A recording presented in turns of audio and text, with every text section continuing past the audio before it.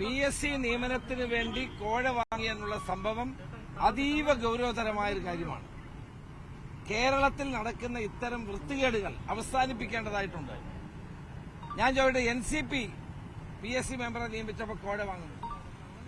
അതുപോലെ തന്നെ ഇപ്പോൾ കോഴ വാങ്ങേണ്ട വിവരങ്ങൾ പുറത്തു വരുന്നു.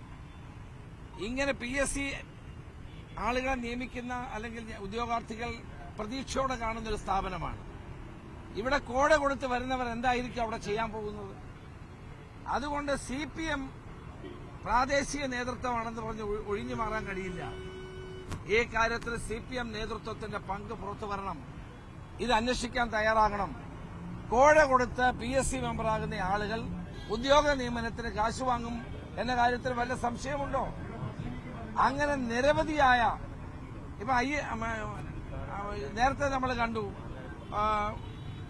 വേറൊരു ഇടതുമുന്നണിയിലെ മറ്റൊരു കക്ഷി INLന്റെ PSC മെമ്പറുടെ നിയമനത്തിൽ കോഴ വാങ്ങിയുള്ള പരാതി. അപ്പോൾ കേരളത്തിൽ നടക്കുന്ന അഴിമതി ഭരണമാണ്, അഴിമതി കൊടികുത്തി വാടുകയാണ്. ഇത് മുകളിൽ മുതൽ താഴെ വരെ അഴിമതിയാണ്. ജീർണത ബാധിച്ചൊരു ഗവൺമെന്റാണ് കേരളം ഭരിക്കുന്നത്. അതിന്റെ ഏറ്റവും വലിയ ഉദാഹരണമാണ് PSCയിൽ പോലും ഒരിക്കലും കേൾക്കാത്ത തരത്തിലുള്ള ഈ വലിയ തോതിലുള്ള അഴിമതി കാണുന്നത്. നമ്മൾ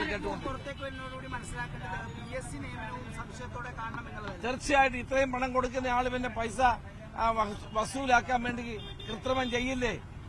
ഭരണഘടനാ സ്ഥാപനമായ PSCയുടെ വിശ്വാസ്യത തകർക്കുന്ന നടപടിയാണ് ഇതെന്ന് പറയേണ്ടി വരും.